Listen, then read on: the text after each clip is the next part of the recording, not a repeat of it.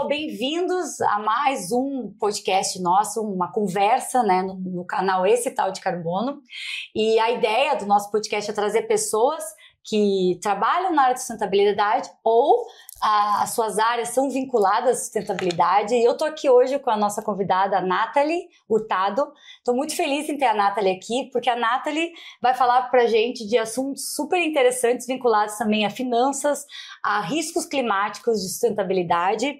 E eu vou falar um pouco aqui do background da Nathalie. E a Nathalie, para iniciar, ela é atuária, formada pela UFRJ, ela é mestra em ciências pela COP UFRJ, doutora em finanças pela COPEAD UFRJ, mestre em sustentabilidade pela Universidade de Queensland, aqui na Austrália, foi professora adjunta do Instituto de Matemática do UFRJ, analista técnica, secretária-geral da SUSEP, especialista sênior ambiental da RACQ, que é uma empresa de seguros. Nathalie, é isso? É uma mútua de seguros e banco e assistência veicular aqui de Queensland. Aqui de Queensland, e ela é fundadora da ART, que é uma plataforma para analisar riscos climáticos empresariais, que a gente vai falar um pouco mais, que é uma startup muito interessante que começou aqui na Austrália, né? E a Nathalie está levando isso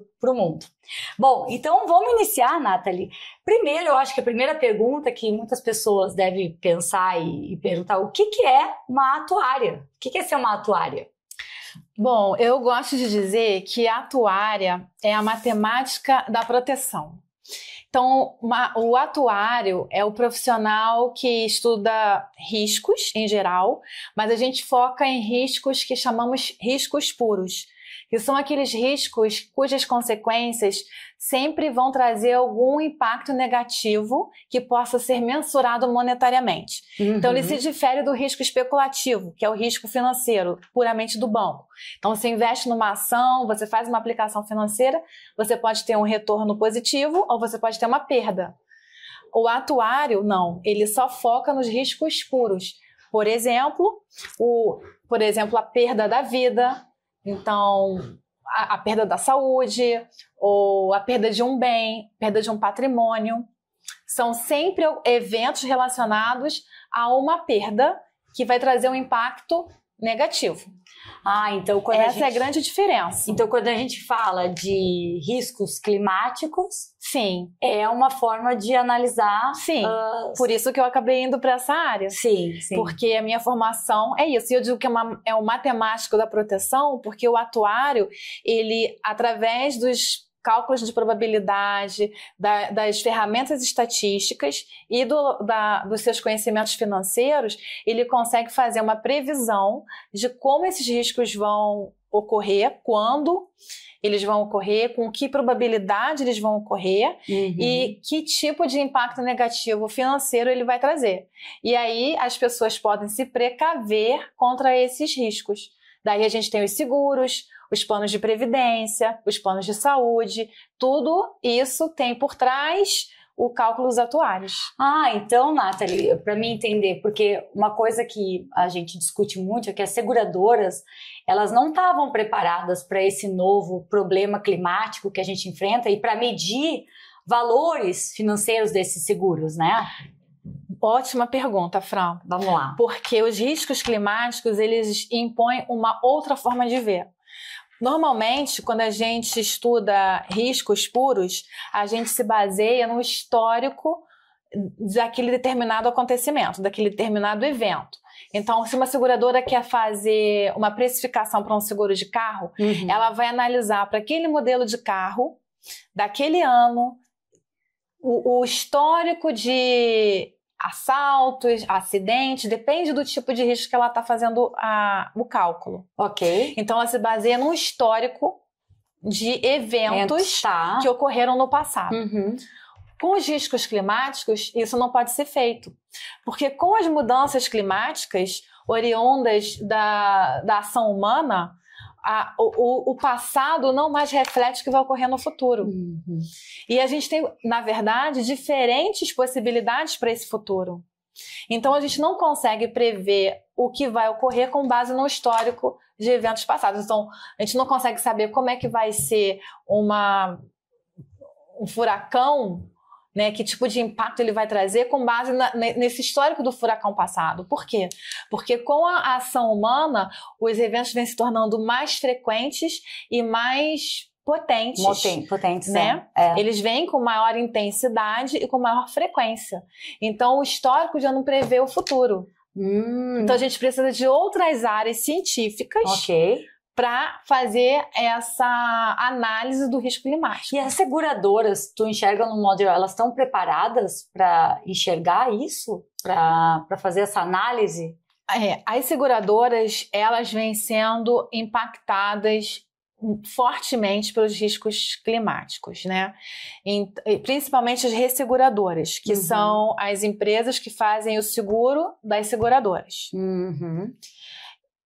Existem áreas já nos Estados Unidos, áreas na Flórida, em que não é mais possível fazer riscos, seguros de carro, seguros de residência contra inundação. Sim, agora mesmo essas queimadas em Los Angeles, sim, né? Porque o risco, ele existe quando você não sabe quando ele vai ocorrer ou se ele vai ocorrer. Né? Então, por exemplo, o risco de vida, ele vai ocorrer, mas a gente não sabe quando. Né? A morte não sabe quando vai acontecer. Sim. Por isso que existem as tábuas de mortalidade. Você pode calcular a probabilidade de sobrevivência para cada idade. Tá. Agora, no caso de um risco cuja probabilidade de ocorrência passa a ser 100%, não tem como fazer seguro. Porque você tem que cobrir o valor total do bem.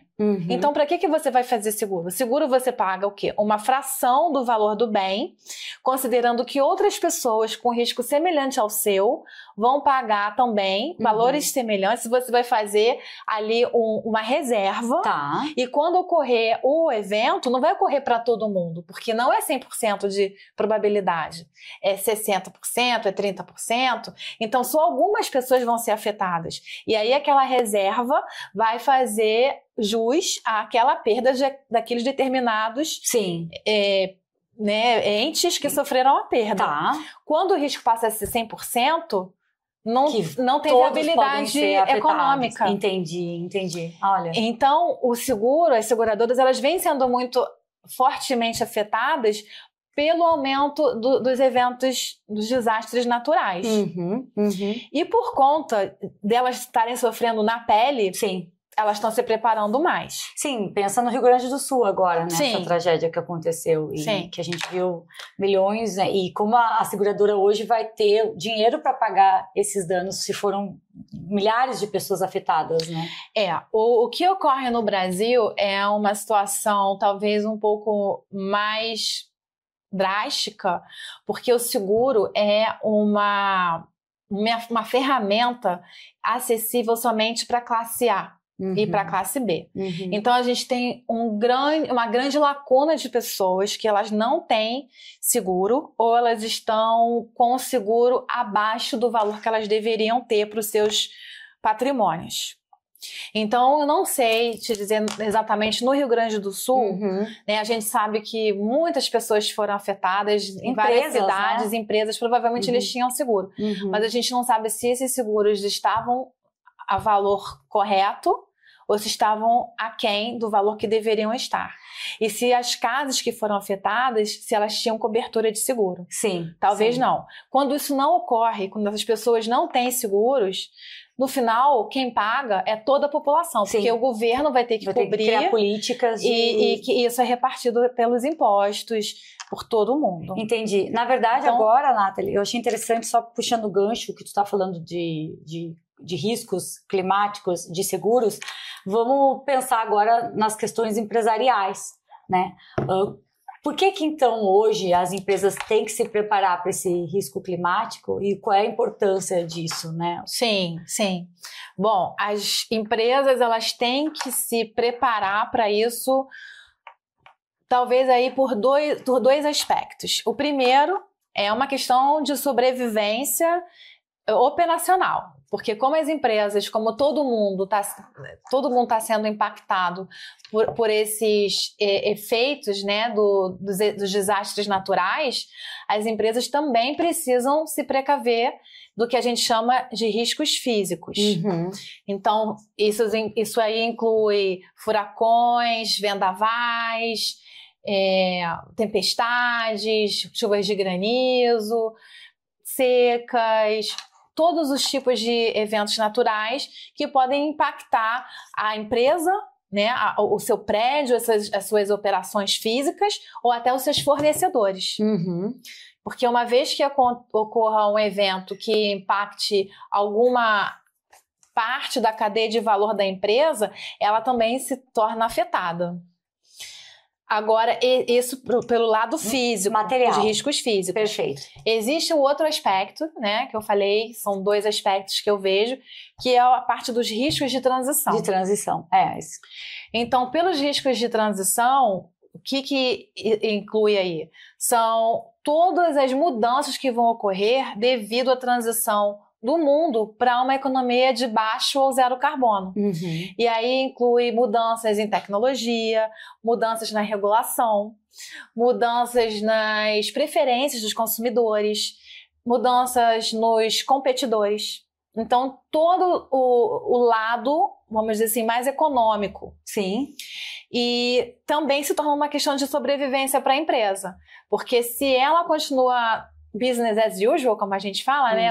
Fazendo os seus negócios da maneira como ela faz hoje e não se adapta a essa a nova realidade, ela vai ser penalizada pelas regulações, pelas legislações que estão chegando devido ao Acordo de Paris, lá em 2015, e que vem se transformando em políticas públicas por meio do setor financeiro, principalmente. Elas vão ser impactadas pelas preferências dos consumidores. A partir do momento que as pessoas assumem o seu papel de cidadãos e não só de consumidores, né, que é uma coisa muito importante, e começam a se interessar por também diminuir o seu impacto no mundo, né, pisar mais suavemente na terra, elas começam a também incorporar essa mudança de atitude no seu papel de consumidor. E elas vão começar a selecionar as empresas e da qual elas vão comprar. E se tem uma empresa que é poluente, que não contribui ou que contribui negativamente, essas empresas elas vão ser boicotadas, vão ser evitadas. Porque esses são os riscos de transição. São os riscos de transição. Então, a gente tem os materiais que envolvem todas as questões ambientais, físicas. Os riscos físicos. Né? E de transição, que também, eu acho que se inclui os próprios funcionários, que... Sem dúvida. Né, mudam a forma de pensar, de enxergar, tanto que hoje tem pesquisas que mostram que as pessoas não ficam mais de 3 anos numa empresa. Se a empresa não está também pensando nessas questões de o que vou fazer pensando numa visão muito mais geral do que só interna, né? Sem dúvida, Fran, porque a gente vive numa sociedade ainda que é a sociedade do consumo, mas isso vem se transformando. As pessoas estão começando a enxergar mais e mais o seu papel de cidadão, porque elas estão sofrendo em várias áreas. Áreas sociais, área econômica, área espiritual, área política, área ambiental. Elas estão sentindo na pele. E isso vai demandar das pessoas e das pessoas que trabalham em empresas mudanças de atitude na vida pessoal, que elas vão levar para o trabalho, que elas vão levar para todas as áreas da vida delas. Eu acho que é interessante linkar sustentabilidade com finanças e trazendo esse teu conhecimento vasto nessas áreas, porque hoje, né, quando a gente vai falar de sustentabilidade para uma empresa, a gente fala de finanças. A gente diz, vocês vão começar a perder se não se adaptarem a essa nova mudança, né, esse novo mundo que a gente está vivendo da transição para uma economia de baixo carbono, né? Sim. Então, a empresa, no momento que ela começa a enxergar que ela está sendo afetada financeiramente por não se adaptar a essas novas, né, frentes, aí ela começa a mudar. Então eu gostaria, Nathalie, que tu trouxesse um pouco dessa tua visão das finanças com sustentabilidade. Tá. E uma coisa que eu achei até interessante, só um gancho, do capital natural, né? Que é o que a gente discute. Então traz um pouco dessa tua discussão, né? Esse teu background. Sim. Bom, para o mundo empresarial, de forma geral, a gente ainda vive essa lógica de que a empresa existe para aumentar o valor do acionista, né? E principalmente, obviamente, para as empresas abertas, de capital aberto. Os acionistas, os grandes investidores institucionais, são os fundos de pensão e são as seguradoras. Por conta das seguradoras e desses fundos de pensão observarem as mudanças climáticas, os impactos que isso vem trazendo para os seus próprios negócios, eles também se preocupam em como as empresas que são fontes de investimento para eles, ou até no caso das seguradoras tem dois lados.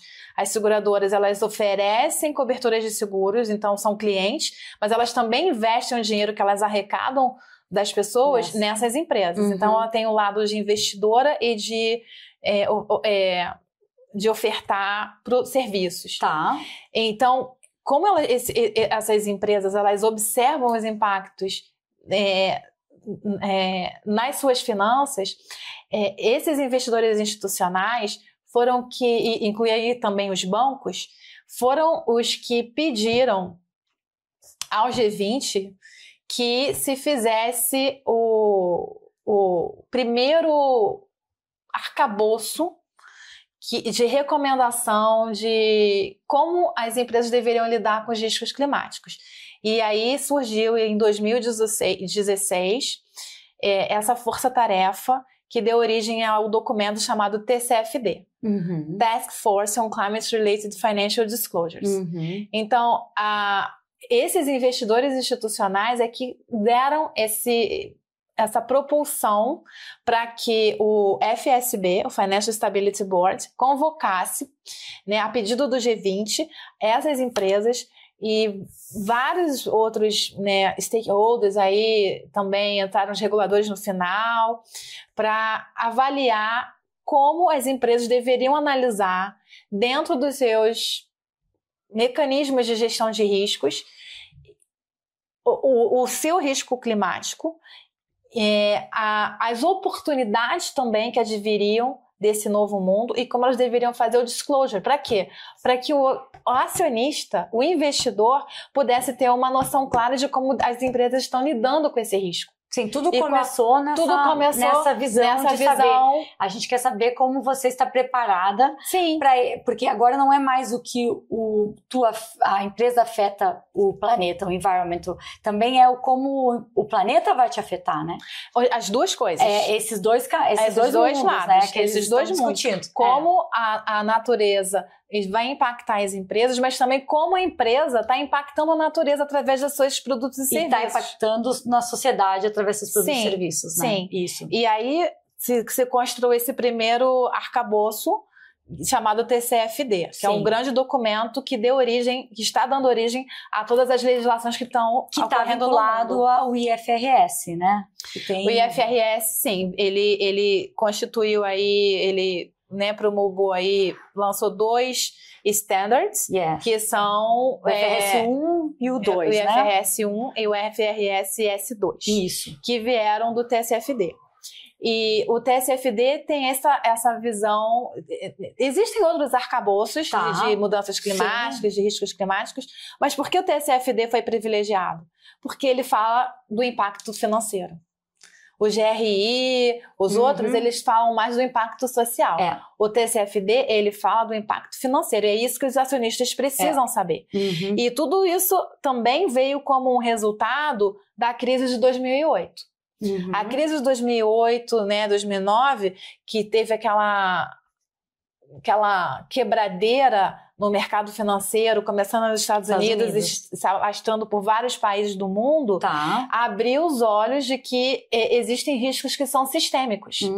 E o risco climático, ele é considerado um risco sistêmico, né? Porque ele tem esse poder de se espalhar rapidamente para várias empresas numa mesma localidade e até em outras, porque as empresas se comunicam por meio dos investimentos que elas têm uma com a outra. Elas têm interconectividade. É isso. E aí até tem os conceitos do Larry Fink e das discussões que ele começou dentro da empresa de seguros, a começar a falar, comecem a pensar que vocês têm que enxergar a empresa por outros meios, não só usos de capital, mas também o que a natural pode afetar o capital, né? Sim, sem Basicamente dúvida. é isso. Basicamente é isso.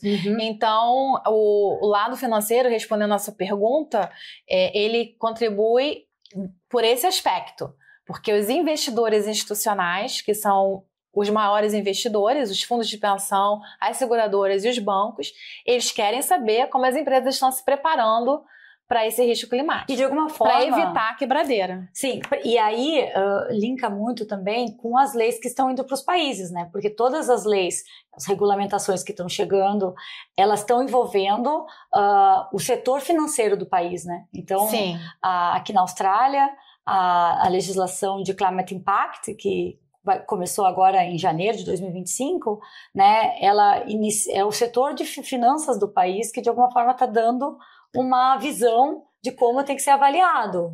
Sim, na verdade, o que ocorre é o seguinte, o setor financeiro, ele é o direcionador para que isso ocorra. Mas isso tem que acontecer, o disclosure tem que acontecer para as empresas de todos os setores. Então, aqui na Austrália, o regulador, APRA, né, Australian Prudential Regulatory Authority, equivalente no Brasil à SUSEP, porque a APRA ela envolve todo o mercado financeiro, seguros, valores mobiliários e bancos. Então seria como se fosse o Banco Central, a CVM, a SUSEP e até a Previc juntos.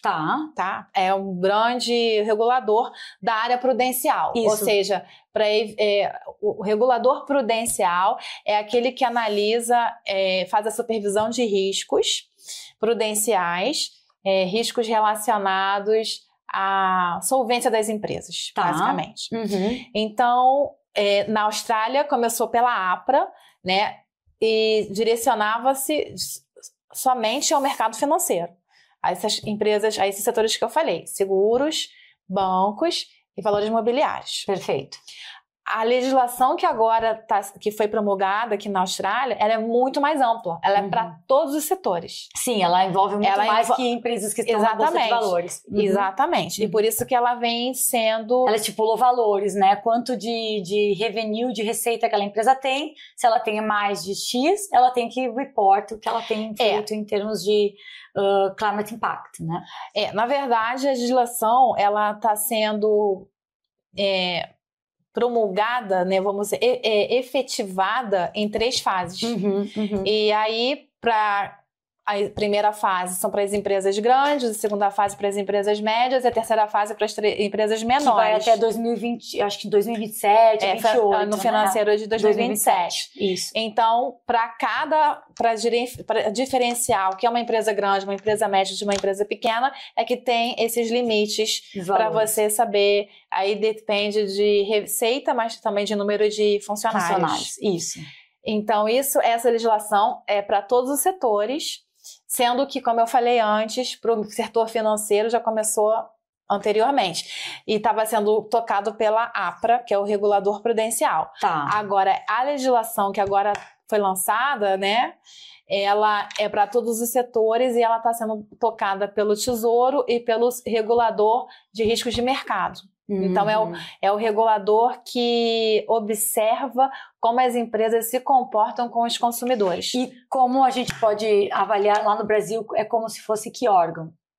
Então, no Brasil, a gente tem outro desenho regulatório. Então, por exemplo, o Banco Central, ele toma conta do risco prudencial dos bancos. Tá. A SUSEP toma conta dos riscos prudenciais das seguradoras e planos de previdência. Tá.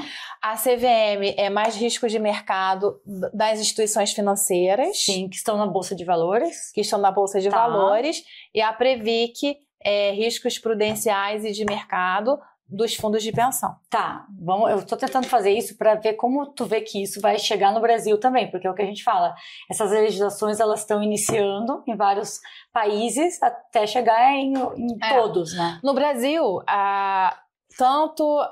todos os reguladores, os 4 que eu citei, Banco Central, CVM, SUSEP e Previc, eles já têm regulação para riscos climáticos para os seus respectivos setores. Tá. O que a gente não tem é uma legislação que seja um arcabouço para todo o mercado. Como agora está sendo lançado aqui. Entendi. E isso é que vai chegar no Brasil em algum momento. Com certeza. Por enquanto a gente tem para o setor financeiro. Porque quando a gente fala da legislação que tá chegando e a gente pega até esse efeito que tu falou, que vai chegar nas pequenas, é o efeito dominó, né?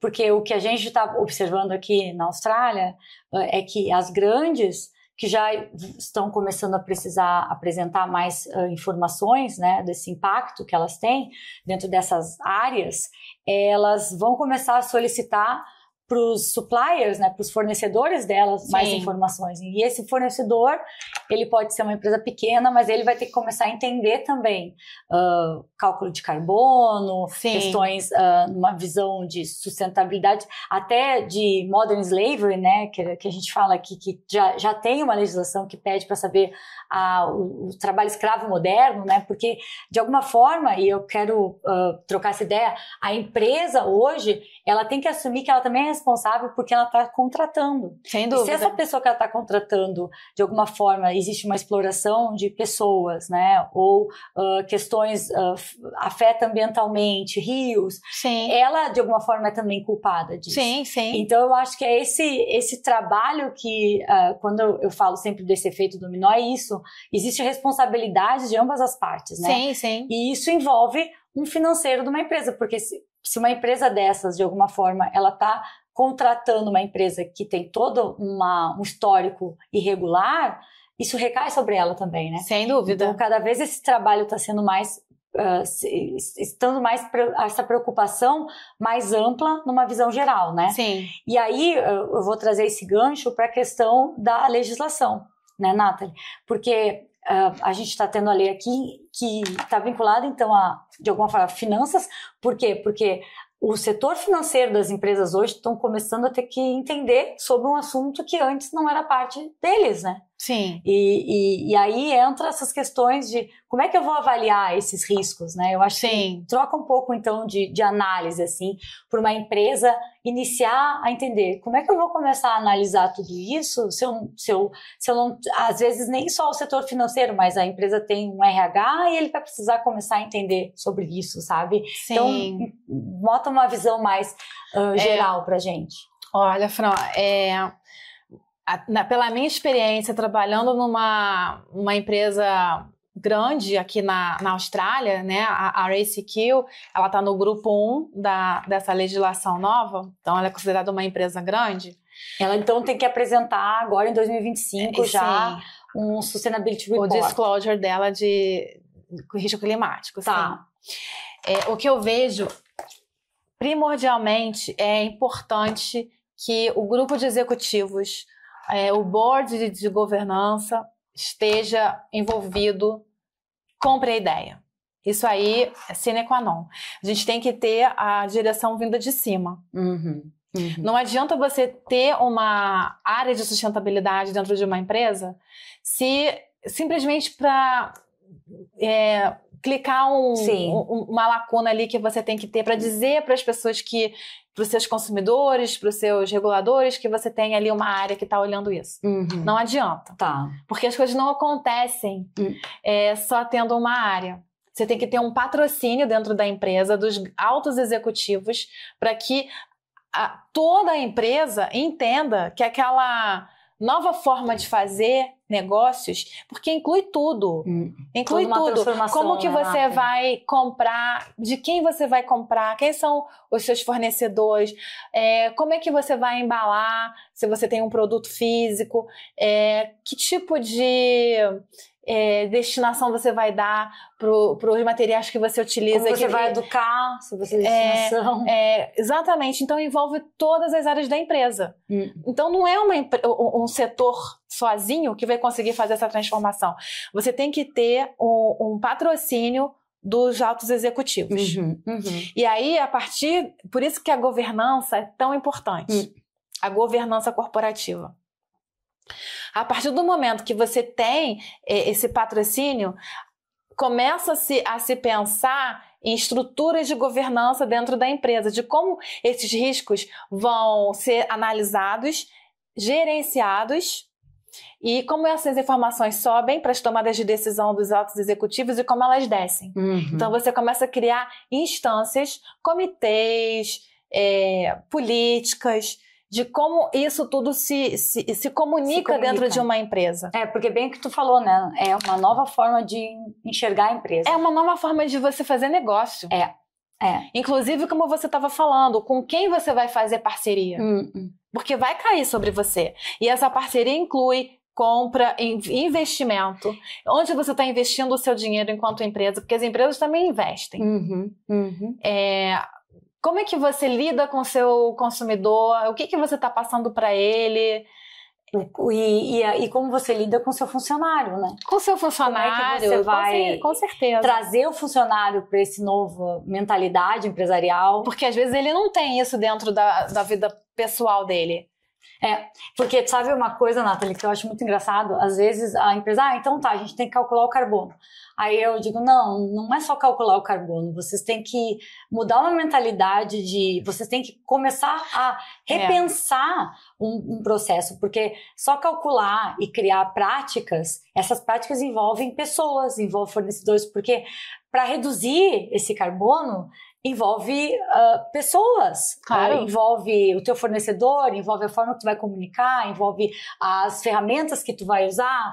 Então, tá tudo junto, né? Então, quando às vezes a legislação é só para redução de carbono, mas a redução de carbono, ela é um processo de impacto ambiental, social, de uma análise de governança. A legislação, ela requer que a empresa reporte em 4 áreas: governança, análise de cenários, gestão de riscos e métricas e alvos. O cálculo da pegada de carbono da empresa é o último. São as métricas e targets. O primeiro é a governança. Então, como é que o salário dos executivos também é afetado pela forma como eles estão lidando com o risco climático? Isso também entra. Sim. Porque isso deveria impactar, né? Se é uma empresa altamente poluente, se é uma empresa que não tem nenhuma estratégia para o futuro de como ela vai lidar com os riscos que vão impactar os seus negócios, o salário dos executivos deveria ser impactado. Ou pelo menos, deveria ter um plano de remuneração que inclua uma parcela relacionada a metas que façam com que ele se sinta obrigado a melhorar a sua performance do lado climático, pelo risco climático. A análise de cenários envolve a estratégia da empresa. Porque se é uma empresa que, por exemplo, depende de um elemento natural muito importante, vamos supor uma empresa de vinhos, uma empresa de grãos, ela depende totalmente do solo, das condições climáticas. Como é que ela está se preparando para as mudanças que vão acontecer na região dela? Como é que ela está criando iniciativas? Como é que ela está criando iniciativas para melhorar a situação local e também, se de repente se tornar inviável? Como é que ela vai fazer? Esse é uma das coisas. A empresa às vezes não elabora. Eu acho que é muito difícil hoje tu assumir um problema futuro e dizer, se tivermos esse problema, o que vamos fazer? Né? E isso vem, eu acho que do ser humano. E por isso que o disclosure é importante. Porque os investidores querem saber, daqui a 5, 10 anos, como é que você está vendo que isso vai impactar? O que você está fazendo hoje para reduzir esse impacto? Ou até que oportunidade você está vendo que você pode mudar o direcionamento da sua empresa? Ô, Nathalie, e vamos linkar um pouco com questões de redução de carbono e finanças, tá? Financeiros. Como tu enxerga hoje que a empresa que está se preparando para toda essa mudança estrutural, né, de não só o carbono, net zero, mas também pensando nas questões no social, pensando num trabalho de, como tu falou, se vende algum produto, vamos mudar a forma desse produto, meu fornecedor.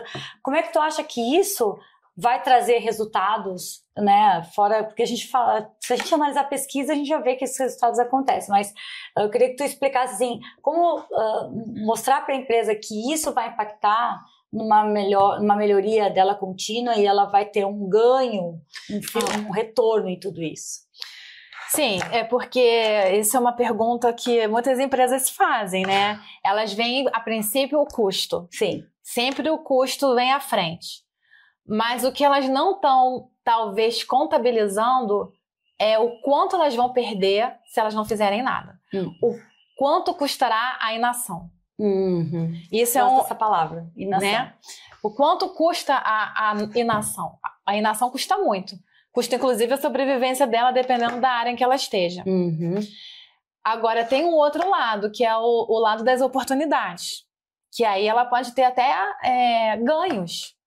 Né? Que não é só ela evitar perda de receita, mas ela pode ter ganhos efetivos. Com certeza. Que vem com a inovação, né? Você incluindo novas tecnologias, né? Então, por exemplo, uma coisa que a gente está vendo, que a gente viu na RaceQ, uma das coisas que a RaceQ fez foi mudar totalmente a compras de eletricidade, energia para o funcionamento da empresa. Tá. A matriz energética aqui da Austrália é diferente do Brasil, que a gente usa muito energia hidrelétrica. Aqui a gente usa muita energia vinda do carvão, que não é uma energia limpa. E aí a RaceQ se comprometeu a mudar 100% da sua eletricidade para fontes de energias renováveis. Ok. Solar. E uma vez que você começa a gente agora, a RaceQ estava comprando só os certificados, não estava instalando. Então, existem várias formas de fazer isso. Exato, não precisa só instalar, pode comprar. Você pode comprar os certificados de energia. Mas se uma empresa decide instalar painéis solares, ela pode ter uma receita a partir daí, porque tudo que ela não usa, ela devolve para o grid, para a matriz energética, e ela ganha. Isso. Ela vende, né? Isso. A energia que ela não utiliza. Ela tem um retorno financeiro. Isso é um exemplo. Eu acho que os próprios funcionários é outro exemplo de manter funcionários motivados. Também. Ter menos rotatividade, né? Porque à medida que o funcionário se sinta conectado com os valores da empresa, ele não vai ficar procurando outro lugar para trabalhar. E quando você tem um novo funcionário, você sempre tem um custo maior, porque você tem que educar, tem que treinar aquele funcionário. Você perde, a empresa perde quando ela perde funcionário. E os clientes, né, Nath? Porque eu noto que muitas empresas começam a criar novos vínculos e atrair novos clientes e até maiores contratos. Por exemplo, a gente teve aqui uma entrevista falando sobre o próprio governo vai começar, né, já está começando a fazer contratos com empresas que apresentem essas relações, né, de sustentabilidade. Então, ela abre portas para diferentes contratos, novos clientes que antes não fariam negócio por não estar nesse alinhamento, né? Verdade. Ela ganha novos clientes, ela reduz custos, porque provavelmente ela vai ter uma gestão melhor dos recursos de energia, de água, evitar papel, o uso de papel desnecessariamente, até mesmo a política de viagem dos executivos, né? Você tendo uma política mais responsável, você pode poupar, a empresa pode cortar custos operacionais. Com certeza. Então, tem várias formas. de política de recrutamento, né? Science-Based Target Initiative, eles faziam uma avaliação dos vários benefícios das empresas se comprometerem a se tornar net zero, né, carbono neutro, e nessa parte de redução de custos operacionais, eu acho que mais de 60% das empresas observavam que elas melhoravam, que elas reduziam custos ao se tornarem mais sustentáveis. Nathalie, e aí trazendo para o contexto brasileiro, tá? E pensando assim, a gente está enxergando coisas que estão acontecendo aqui, a gente está no Brasil também muito avançado em algumas políticas nessas áreas. Como que tu enxerga um empresário hoje? Vamos pensar num médio empresário e está começando a acontecer tudo isso, ele está notando que financeiramente ele vai ser afetado, porque ele vai daqui a pouco perder um cliente grande, e ele quer começar a fazer alguma coisa, mas ele não sabe por onde iniciar.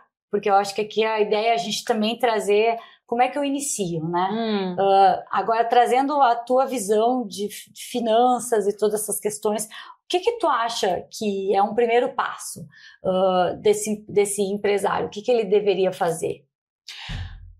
Primeira coisa que esse empresário deveria fazer seria conversar com os vários stakeholders, fazer um mapa de materialidade. Tá. Conversar com os funcionários, conversar com os clientes, conversar com os fornecedores, conversar com executivos chaves e entender o que essas pessoas gostariam de ver naquela empresa. Entendi. O que é material para cada grupo dentro do ESG para ele, porque não adianta o empresário fazer algo, né? Vamos supor que seja um empresário, uma empresa familiar, que seja só definido pela cabeça das pessoas que estão ali comandando.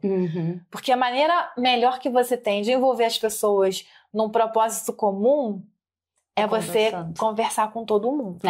É a conversa. É a conversa. Então, ele não pode pensar simplesmente no lado financeiro. Ele tem que começar da conversa. Uma vez que ele entenda os diferentes interesses dos vários grupos, e aí sim eles vão sentar com um determinado grupo de funcionários para definir quais são os ODS que eles deveriam se alinhar. Porque toda essa parte de sustentabilidade, ela envolve muito os valores, a estratégia, antes de chegar nas finanças das empresas. Entendi. A empresa precisa criar uma visão comum. Sim. E isso se dá através dos valores. Ela não precisa mudar a missão, mas ela precisa ter valores alinhados a isso e precisa ter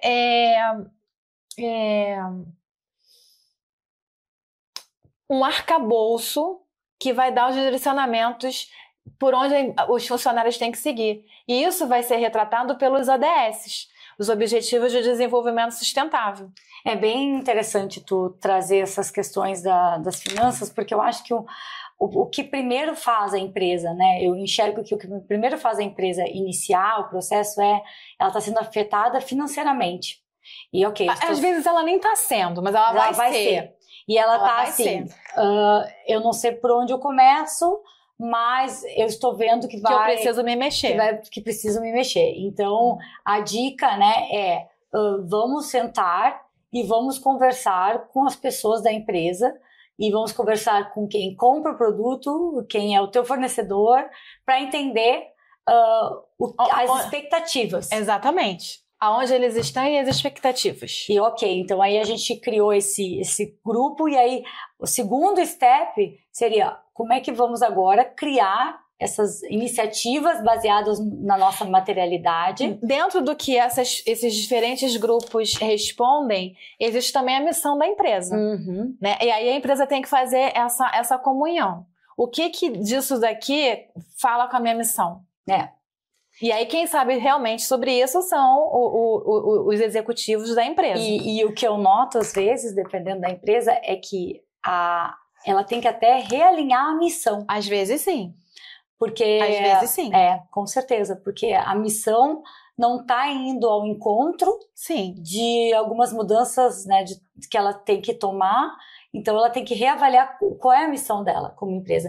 Porque a empresa se transforma, né? Sim. E se ela não se transforma, ela acaba. Sim. Então, o objetivo, né, do próprio podcast, de trazer as pessoas aqui e da gente trabalhar diversas áreas se não mudar, vai acabar.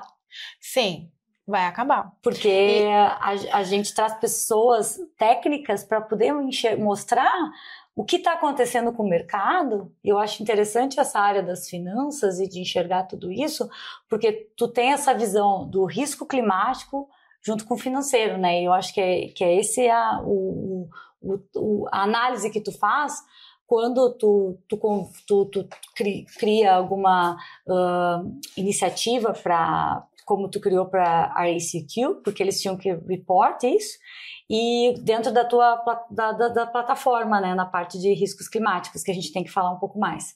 Mas é basicamente isso, né? Mas eu te cortei, fala aí, Nathalie, o que tu estava falando.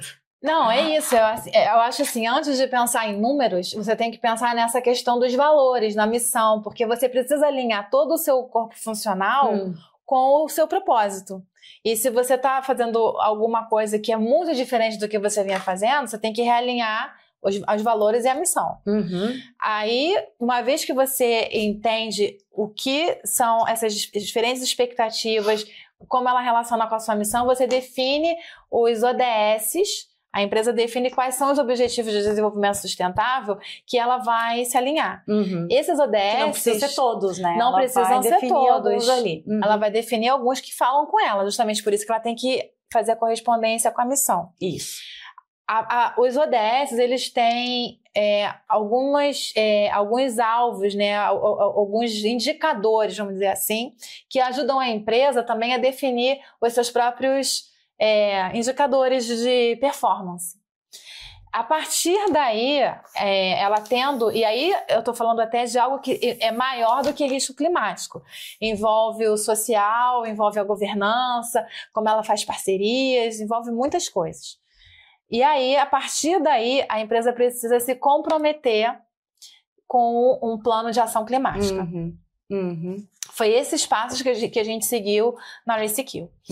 E aí fizemos um plano de ação climática. Dentro desse plano de ação climática, uma das coisas que ficou muito clara é que a gente precisava envolver os funcionários e todo mundo ter um mesmo nível de compreensão do que a gente fazia, como a gente fazia e por que a gente fazia. E aí a gente fez uma escola, né, que a gente chamava RACQ Climate School, né, um programa de letramento em riscos climáticos. Sim. Isso foi fundamental. Para envolver e para criar esse conhecimento interno, porque é bem o que a gente está falando, né? Se tu não muda toda que se une o time para ter toda uma mudança de valores, né? Não adianta só um grupo X da empresa... Não adianta só você fazer o carbon accounting. Não adianta. Porque você, no carbon accounting, né, falando em português, fazendo o cálculo da sua pegada de carbono, a empresa, ela vai entender quanto ela emite. Mas e aí? Esse aí é só um passo a fazer a medição de quanto ela está emitindo. Ela precisa ter estratégias para reduzir esses níveis de emissão. E ela só vai conseguir reduzir esses níveis de emissão se ela envolver todo mundo. E para envolver todo mundo, ela precisa educar. E aí a gente volta sempre para a educação, né? Sim. Que é sempre aquele trabalho que eu faço quando eu envolvo a empresa. Eu tento educar, eu digo, se a gente não trazer os seus funcionários para ele também entender essas mudanças que vocês têm de targets, vai ficar muito aquém do que poderia ser. Não vai ser suficiente. Eu acho que, resumindo essa análise, Nathalie, é basicamente, né, a empresa começa conversando e entendendo, e aí vai dela trazer pessoas que auxiliem ela a enxergar a empresa dentro desse modelo, tem workshops e discussões com o próprio board.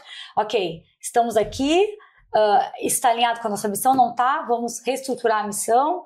Como é que a gente une, né, algumas das ODS, os Objetivos de Desenvolvimento Sustentável, a esses aqui que são mais importantes? Como é que a gente cria agora commitments para atingir o que a gente acredita que são metas importantes na nossa empresa e como a partir de agora a gente vai comunicar, né, o nosso time sobre essas percepções e fazer cálculos e criar todo um contexto de entender esses riscos também climáticos dentro da nossa empresa. Sim. Basicamente isso, Nathalie. É isso.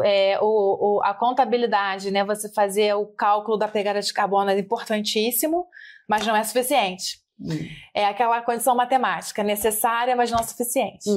A gente tem que educar. É preciso envolver todo mundo. Porque a mitigação dessas emissões só vai ocorrer quando todo mundo entender o que pode ser feito dentro do seu pequeno espaço.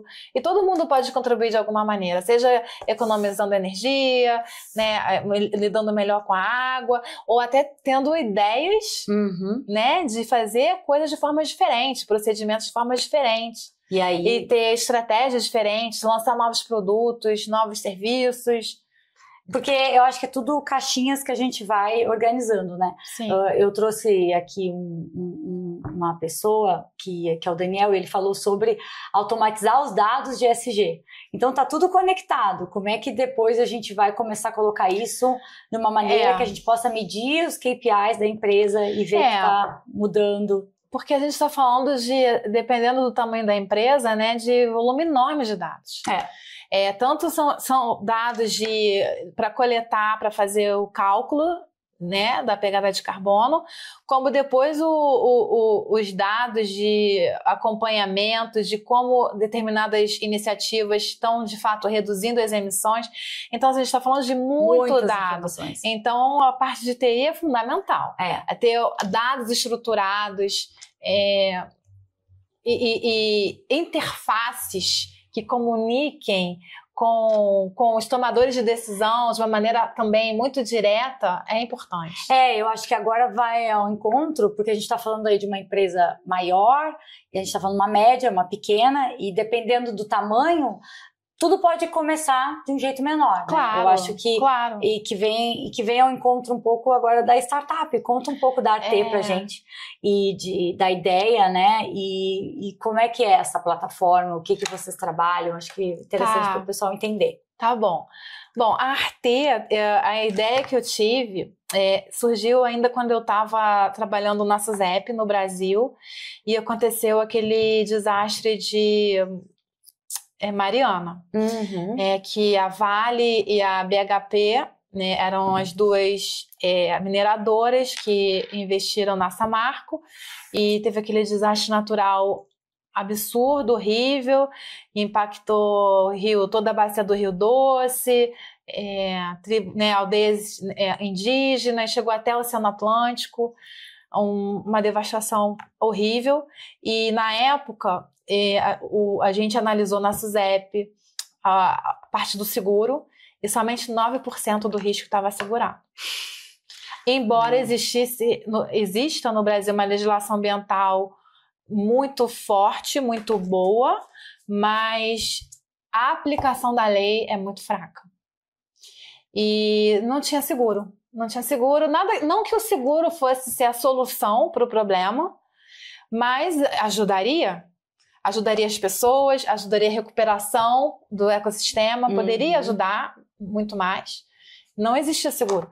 Aí eu pensei, poxa, eu estou trabalhando aqui dentro desse escritório, né, confortavelmente, achando que estou ajudando o meu país, mas na verdade muito pouco, né? Eu me senti muito impotente. E diversas outras situações ocorreram que me fizeram vir para cá, para a Austrália, para estudar mais sobre mudanças climáticas. Também me especializei em desenvolvimento comunitário, que é uma área muito forte aqui, Community Development. E aí tinha a ideia de fazer algum tipo de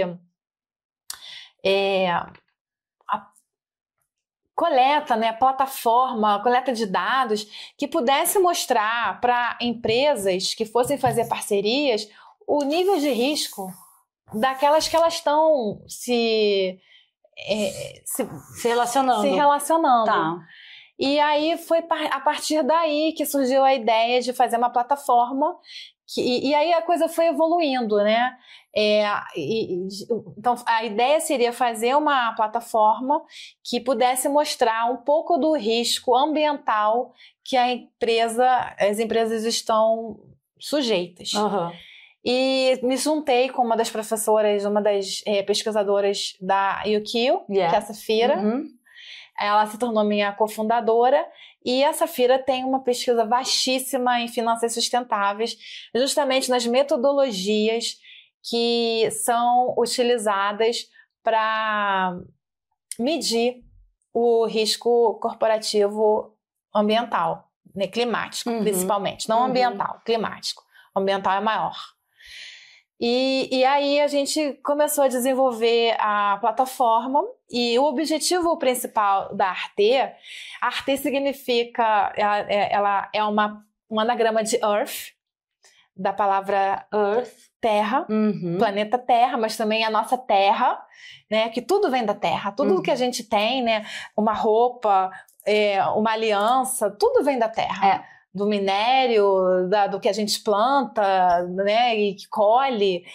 Então, a Arte significa Assessment through Research and Technology to Serve the Environment and Humanity. Ah, que interessante. Então... Eu não sabia.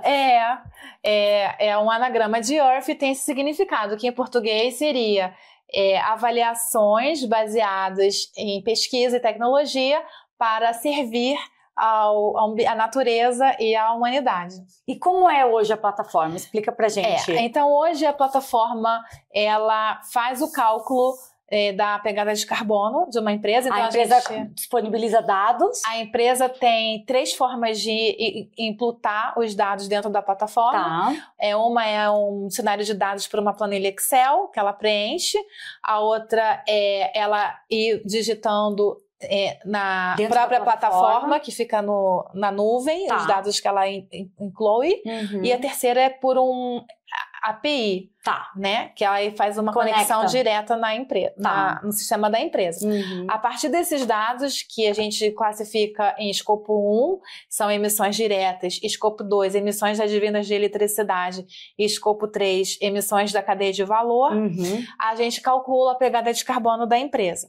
Ela é focada para pequenas e médias empresas. Perfeito. A partir daí, a gente calcula qual seria a trajetória que a empresa deveria seguir para se qualificar como carbono zero, carbono neutro em 2030.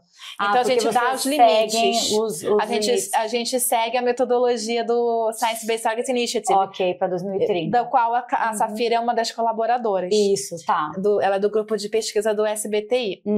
Então a gente determina quais são os limites ano a ano para a empresa ver o quanto ela está afastada ou dentro desse limite para ela se tornar carbono neutro. A gente calcula o risco de transição, que é justamente essa diferença da onde ela está em termos de emissão para onde ela deveria. Se ela está muito acima do que ela deveria como target, ela tem um risco de transição alto. A gente calcula isso. A gente produz um report que diz detalhadamente, então, de acordo com o TCFD, que deu origem à legislação, em relação às emissões dela, escopo 1, 2 e 3, onde ela deve focar as suas atenções para reduzir as suas emissões.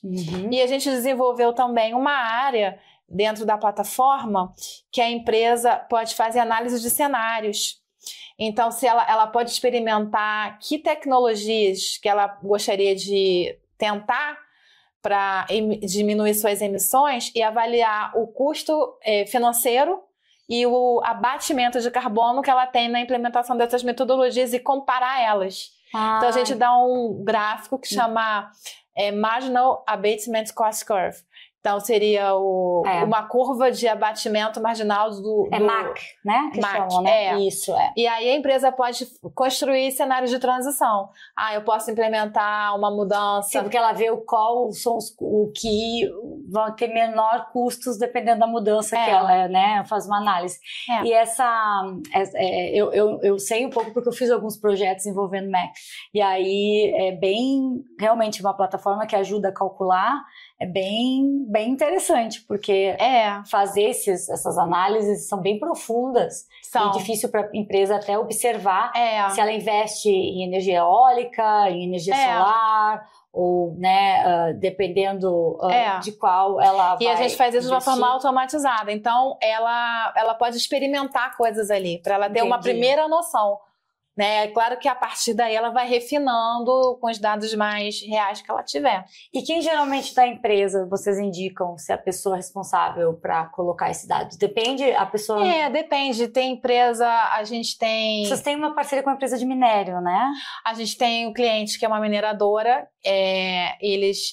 O interesse deles surgiu justamente porque o investidor deles é uma empresa alemã. E a legislação europeia, eles precisam saber exatamente qual é o risco climático das empresas que eles estão se relacionando. E essa empresa, ela extrai um minério chamado tungstênio. E ela quer se tornar uma empresa green metal, né? Ela tem várias iniciativas de sustentabilidade. E ela, dentro dessa empresa, o responsável é um gerente de sustentabilidade que foi contratado recentemente, mas antes era um engenheiro que fazia. Então depende do tamanho da empresa. Depende do tamanho de quem vai avaliar. Entendi. E eu acho a plataforma, basicamente, ela está mais focada na parte environmental, né? Que é o carbono. Só. Entendi. Só na parte de emissões de carbono. E aí depois, a partir dos resultados, ela pode, então vamos criar esse tipo de iniciativas, esse tipo de programa educacional, e aí vai da empresa começar a fazer essas criações, né? Sim. Nathalie, eu podia ficar horas conversando contigo, porque tem muito assunto.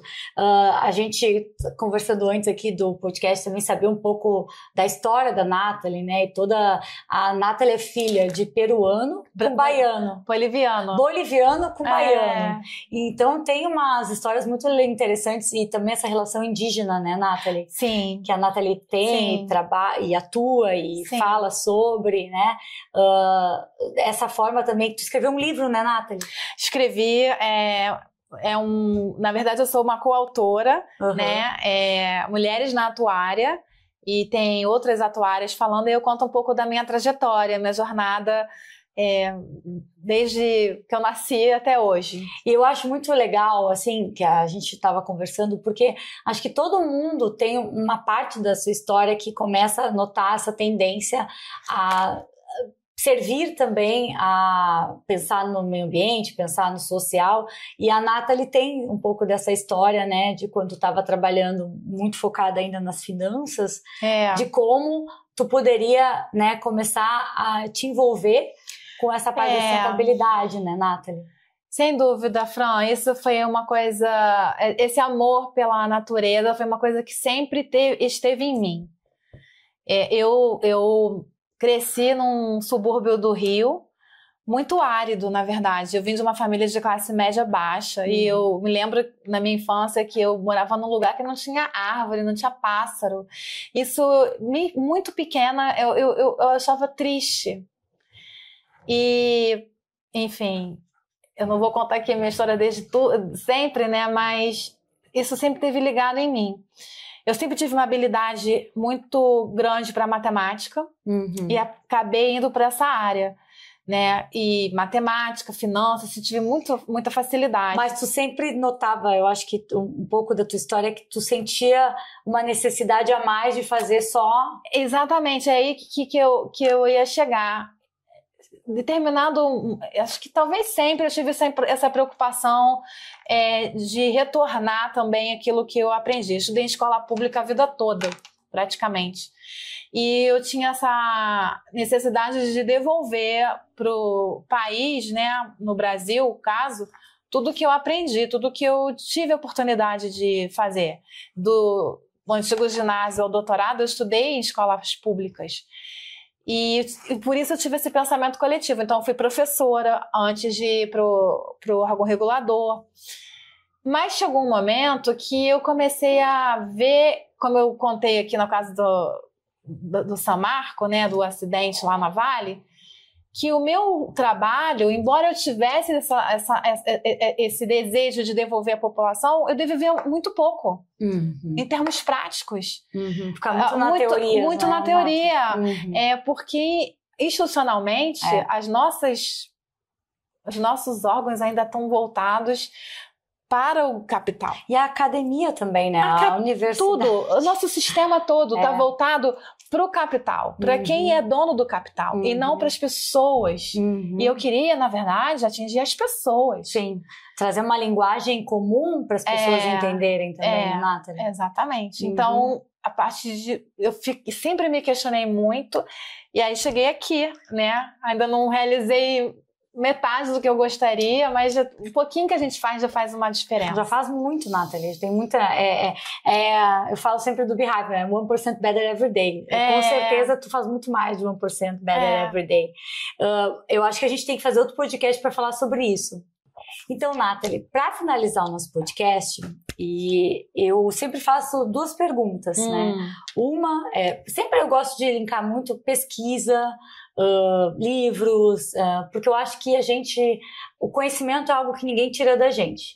E a minha ideia desse podcast é trazer conhecimento, trazer pessoas brasileiros no mundo que de alguma forma estão fazendo coisas envolvendo áreas da sustentabilidade ou de alguma forma suas habilidades vinculam com algo que traz a sustentabilidade dentro de alguma empresa. Então, eu acho que é esse um dos objetivos meus fazendo esse podcast em português, né? Levar também para os brasileiros, em qualquer lugar, coisas que estão acontecendo em outros países e pontos de vista e percepções de pessoas que falam português, né? E uma das perguntas que eu faço para finalizar é um livro ou um documentário ou alguma coisa que seja significativa para ti, que tu indica. Tu diz... Tá. Bom, eu li um livro recentemente que eu amei, que se chama A Queda do Céu. A Queda do Céu. Fala um pouquinho rapidinho para nós. Esse livro é do cacique Yanomami, Davi Kopenawa, e ele fala do pensamento indígena, né, no caso Yanomami, sobre o que a gente está vivendo hoje no mundo, né? Que eu gosto muito, assim, teve várias partes desse livro que me tocaram bastante, mas essa visão indígena de que o mundo que a gente construiu, né, praticamente comendo a terra, né, comendo a terra, nos trouxe a essa situação na qual estamos à beira da sexta extinção em massa, sexto evento de extinção em massa do planeta Terra. Que loucura, né? De enxergar isso, pensar. Eu acho que é difícil enxergar. Toda a visão de como é que eles veem isso, como é que os povos indígenas têm um pensamento tão diferente e como isso foi destruído. A princípio, para trazer civilização para uma sociedade que já era civilizada, que tinha a sua própria civilização. Pensar nos aborígenes aqui, né? Isso é uma coisa que eu falo sempre. Eu tinha um colega na RCQ, que é aborígene, e eu falava para ele sempre assim, mesmo aqui na Austrália, que eu vejo assim tão mais adiantado em alguns aspectos que no Brasil, em relação à retratação que eles tentam fazer com o que foi feito, né, realizado, né, o reconhecimento, né? Mas mesmo aqui eu vejo muito se falando assim do gap dos povos aborígenes, enquanto eles estão atrás e o quanto eles precisam, e quanto precisa ser feito para eles, por eles, para que eles mas vem cá, eles não querem, eles querem se juntar ao que estamos aqui? Não. Nós temos um gap, existe um gap da sociedade dita civilizada ocidental branca, né? de enxergar, né? De enxergar que isso eles têm tanto mais para oferecer. E o livro do Davi Copenaua mostra isso. Eu conto sempre Muito uma grande. história de Brisbane, né? Eu acho que eu li num livro aborígene que quando foi construído e todas as questões, um grupo de aborígenes na época disse, não constrói aqui que aqui passa rio. Não constrói aqui que aqui passa rio. E teve enchente, construíram e dá enchente, óbvio. Então, assim, né, como é que a gente avalia esses conhecimentos, Sim. né? Então, como é que é o nome do livro? A Queda do Céu. A Queda do Céu, e a gente vai colocar depois na descrição, A Queda do Céu. porque é sempre interessante pro pessoal. É maravilhoso, eu amei. É de um indígena, ele é brasileiro? Ele é brasileiro, ele é cacique Yanomami, Davi Copenaua, um dos grandes líderes indígenas que a gente tem. E, nossa, é um livro maravilhoso. Olha, eu gosto muito sempre de livros assim. E tem um documentário também. Ah, tem um documentário? Tem um documentário que eu gosto muito. Aqui na Austrália tem uma organização que chama Global Futures. Ok. Maravilhosa. Ela é fundada aqui na Austrália por uma pesquisadora chamada Helena... Esqueci agora o nome dela. O sobrenome, mas o nome dela é Helena. Ela é um nome nórdico. Acho que ela é norueguesa. Tá. E eles fizeram um último... Se você botar no YouTube, você vai achar Global Futures Documentary. Ok. E aí tem um último documentário falando sobre várias... Porque a gente está falando aqui muito de problema. Uhum. E esse documentário é bom porque ele traz iniciativas no mundo todo sobre soluções, alternativas. O que as pessoas estão fazendo? Mas isso é fantástico. É isso. Tem muita gente fazendo muita coisa. Tem muita coisa boa acontecendo, só que isso não é mainstream ainda. A gente tem que trazer também o que está sendo feito no mundo de uma forma otimista. Né? Exatamente. Então eu vejo que esse livro do Davi Copenaua, ele mostra essa nova forma de ver e o documentário mostra exemplos de como fazer essa visão. Olha só, de reestruturar essa visão. Mas se a gente for falar de visão, né, assim, eu vejo que esse olhar que a gente tem otimista das coisas traz coisas otimistas na vida da gente, não só em termos de clima, de ambiente, mas em tudo. Em tudo, em relações com pessoas, em relações nossa com a natureza, a nossa relação profissional, amorosa. Claro. É esse olhar que faz a diferença, né? Porque isso é a nossa alma. Nós somos natureza. Não tem tanta Quando a gente se conecta, a gente tem essa visão muito maior, esse amor muito mais amplo. É um amor maior. Eu falo muito para as pessoas que a gente se desconectou de algo que nós somos. Né? Quando a gente fala colocar água na planta, a gente se desconecta, mas a planta ela tem um ciclo que nós seres humanos temos. Sim. Porque nós somos parte disso, né? Nós temos momentos felizes, tristes, de vida, ou seja, nós somos florescemos, envelhecemos. Voltamos para a Terra e revivemos em outros as nossas corpos. Raízes e nós somos circulares. E é interessante quando a gente traz essa discussão de uma forma técnica, porque o meu objetivo, eu acho que é uma coisa que vem na minha formação, é quebrar essa barreira de enxergar sustentabilidade como algo de pessoas que não entendem sobre o que estão falando e só tem uma conexão energética, como dizem às vezes, com a natureza. Então, a minha ideia é trazer muito essas questões de especialistas, de pesquisa, para mostrar, as pessoas entendem sobre isso, estão mostrando realidades, e eu acho que é esse o papel, sabe? Eu acho que é por isso que a gente estuda tanto e não para de estudar, para mostrar que isso que a gente, de alguma forma, enxerga dessa conexão com a natureza. É difícil, às vezes, as pessoas enxergar esse mundo muito maior, que a gente se conectar com tudo isso, é comprovado que faz bem pra gente. A gente está perto de a gente se reconecta conosco. De uma árvore, de uma cachoeira, de uma praia. E aí a gente pode ir além, falar até de problemas, né, de saúde. Nossa, a gente pode sair dar um outro podcast. Vamos lá. E a outra pergunta que é do Trailblazer, né? Porque eu sempre falo que o Trailblazer é ser um pioneiro. E eu acho que hoje ainda as empresas estão iniciando esse pioneirismo, né? E elas... O que para ti é uma empresa Trailblazer hoje, né? O que tu enxerga como ser Trailblazer, ser pioneiro? Bom, eu acho que uma empresa ser pioneiro nessa área ela tá efetivamente comprometida com se tornar carbono neutro. Mas isso significa repensar em todas as formas como ela lida com os seus funcionários, com os seus fornecedores. Então, ela ter políticas de compras responsáveis, investimento responsável, de viagem responsável e educar os seus funcionários. Uhum. Eu acho que investir nas pessoas sobre esse viés desse aspecto da educação, para que, inclusive, investir na educação dos seus fornecedores, se eles não puderem. Sim, com certeza. Entendeu? Isso é uma empresa pioneira, porque ela não está pensando no curto prazo.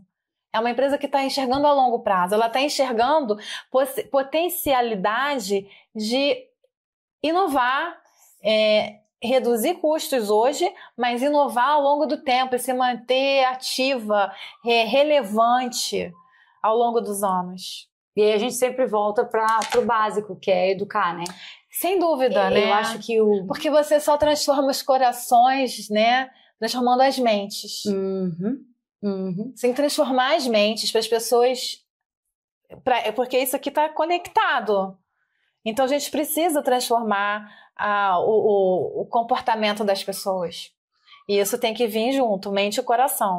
E isso tem que vir pela educação, pelo exemplo. Eu gosto muito, assim, uma coisa que eu acho tão interessante em ti, Nathalie, porque a finanças geralmente é uma área tão mais assim, né? Árida, dura. Só que aí a gente vai falar com a Nathalie, pessoa, vem essa questão de contato, de conexão com indígena, conexão com a terra, com a natureza. Então é interessante como tu equilibra essas duas áreas dentro de ti, né? Porque a gente fala com uma Nathalie muito técnica, que explica muito bem essa parte de finanças conectadas, mas uma Nathalie também que mostra esse lado de isso tudo tem um motivo, a gente está conectado com tudo isso. Eu acho isso muito legal, assim, eu acho que por isso que a gente se conheceu e foi uma conexão minha e da Nathalie muito, muito forte, né? Muito Obrigada, legal. Obrigada, querida. Obrigada por estar aqui, por eu poder, né, trazer também as pessoas conhecerem, ver o teu trabalho, ver o que tu tem feito. Conversa, e ótimo. conhecer nós duas juntas, né? Conversando, porque é tão bom quando a gente tem esses papos, às vezes, num café, numa reunião que a gente encontra, e agora poder levar isso para as pessoas também conhecerem, né? Sem dúvida. E aqui a gente conversou até muito mais, de forma estruturada, né? Era a ideia a gente trazer. E a minha ideia dentro do podcast é que as pessoas também apresentem as dúvidas, o que ela quer mais saber, né? Para a gente poder entender melhor o que as pessoas estão com necessidade de entendimento, né? Claro. E a gente está aprendendo juntas, todo mundo está aprendendo junto.